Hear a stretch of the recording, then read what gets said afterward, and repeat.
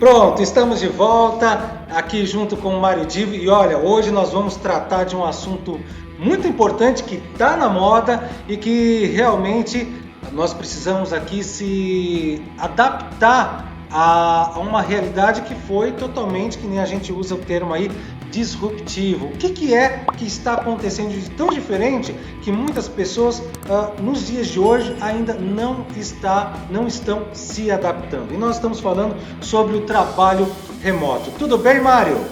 Tudo jóia. Vamos lá falar sobre um tema que é muito atual e bastante desafiador, né? Legal. Mário, eu quero fazer logo de início aqui uma pergunta bem objetiva. Embora tenha tido toda essa mudança em relação à tecnologia, eu queria entender um pouquinho mais sobre a realidade aí das questões trabalhistas que podem se envolver em relação a um trabalho remoto. As pessoas falam muito sobre a tecnologia que mudou, enfim.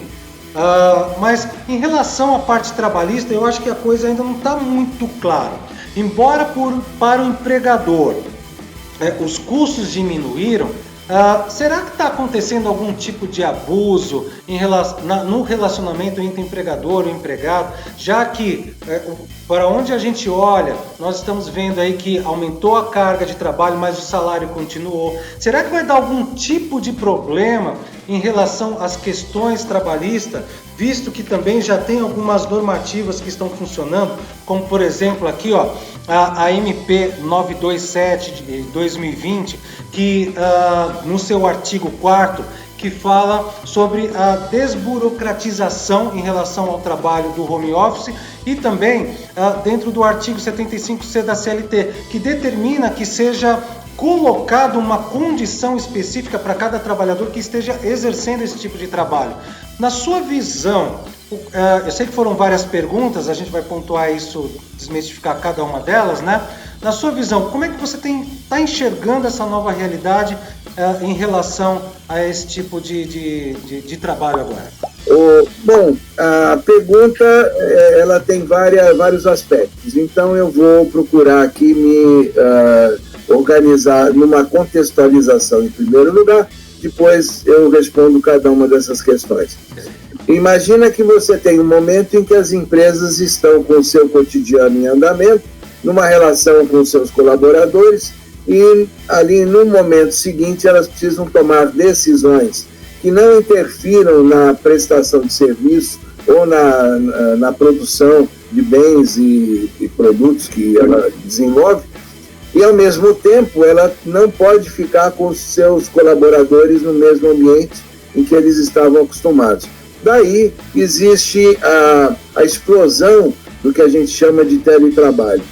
O que você passa a ter são empregados, são colaboradores, são funcionários que começam a trabalhar remotamente. Lembrando que o trabalho remoto não necessariamente é home office, mas aqui eu vou dar foco no home office. Ao ter os seus colaboradores em home office trabalhando em casa, as empresas acabam tendo, obviamente, algumas vantagens, alguns desafios, é claro que também alguns problemas, mas elas foram pegas de surpresa. E você levantou a questão trabalhista, mas eu quero levantar também a questão da segurança da informação. De dados. Então você imagina que dentro deste novo momento, elas precisaram rapidamente, sem grande planejamento, e obviamente com os cuidados necessários, mas com os riscos também associados, elas precisaram criar uma situação em que os seus colaboradores iriam trabalhar remotamente, acessando dados, e o problema da segurança é bastante crítico. Exato. Eu acredito que este momento vai trazer para as empresas uma sinalização de que o trabalho remoto vai se consolidar e cada vez você vai ter mais gente trabalhando em casa ou remotamente, o que faz com que os cuidados com a segurança sejam aprimorados. Então, este jogo de segurança, eu acho que muitas empresas deixaram muitos profissionais de TI meio doidos para conseguir resolver o problema de imediato, mas este ponto, este desafio, eu acho que acabou sendo superado por uma grande parte das empresas. Mas, ao mesmo tempo, a gente tem um outro aspecto que você levantou, o aspecto trabalhista. Já existe, você citou questão de legislação, e eu vou lhe dizer o seguinte, já há caso de sindicatos que entraram com um liminar pedindo que a empresa pagasse uma parte em dinheiro do que seriam os custos que o seu colaborador teria trabalhando em casa. Essa era a minha questão. Quem é que paga a conta, né? Água, luz, internet. Então, essa é uma questão que é tão nova e que eu acho que vai dar muita discussão jurídica e, obviamente, que a gente não consegue prever o caminho que isso vai tomar. Você tem argumentos, né, que os sindicatos que entraram com liminar pedindo que a empresa pagasse uma parte das despesas do funcionário, em alguns casos até desse o equipamento, o computador, para o funcionário trabalhar em casa. Então, há argumentos que tentam fazer a justiça entender que este funcionário ele vai ter custos adicionais, vai ter alguns problemas, digamos, com uma internet melhor, até uma questão ergonômica já foi levantada em alguns tipos de ações de liminares. Até o momento, a Justiça, em meio a esta pandemia, não tem dado ganho, né, nesse sentido, tem cassado as liminares, mas este é um assunto que já está em discussão em muitos fóruns.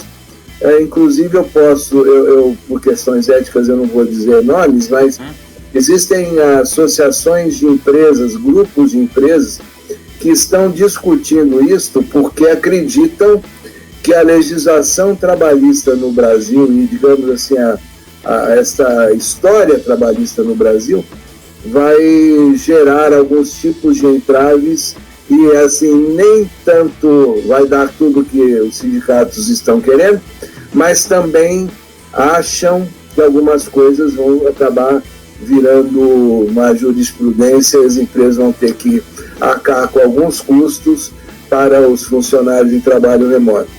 Enfim, essa é uma questão que eu acho que vai pautar a vida das empresas, a vida da relação trabalhista. Os juízes e tribunais vão ter que encarar muitas ações, né, nesse sentido. Eu não consigo prever o que vai acontecer, mas a única coisa que eu consigo prever é que o assunto vai crescer cada vez mais e eu acho que a solução neste caso vai passar por uma negociação entre a empresa e os seus colaboradores. As grandes empresas, é claro, através de negociação com o sindicato, quando tiver seus acordos coletivos de trabalho. Mas médias empresas, pequenas empresas, elas vão ter que, na relação com seus colaboradores, entrar em algum acordo. Porque é muito melhor uma negociação e um acordo do que ficar discutindo na justiça, né? Mas, em suma, é um assunto que vai pegar cada vez mais no futuro. E, ao mesmo tempo, como eu falei, a questão da segurança é outra questão. Em resumo, Alessandro, eu acho que a gente vai ter ainda pela frente o desafio da segurança, as empresas vão ter que investir bastante nisso, e até mesmo para dar uma certa operacionalidade melhor até para os funcionários que estão em teletrabalho. Mas a questão trabalhista, que é o outro lado que nós comentamos, vai ser algo que estará na pauta da justiça, na pauta das empresas, dos sindicatos, e eu acho que o melhor dos caminhos vai ser a negociação, ou seja, as grandes empresas vão ter chance de, em acordo coletivo, discutir isso, as pequenas e médias empresas vão, de alguma maneira, poder negociar com seus colaboradores. O pior dos mundos é se este assunto, que ele interessa para todos, né, tanto do lado do empresarial quanto dos seus colaboradores, tiver que ficar sendo discutido em âmbito judicial por conta de alguns ganhos a mais ou a menos que o colaborador possa ter. Na minha visão, o caminho para o país como um todo vai ser, em cada caso, a empresa negociar com seus colaboradores como é que ficam os desafios, as oportunidades e as vantagens de lado a lado, e eu acho que o equilíbrio vai ser conquistado através de negociação.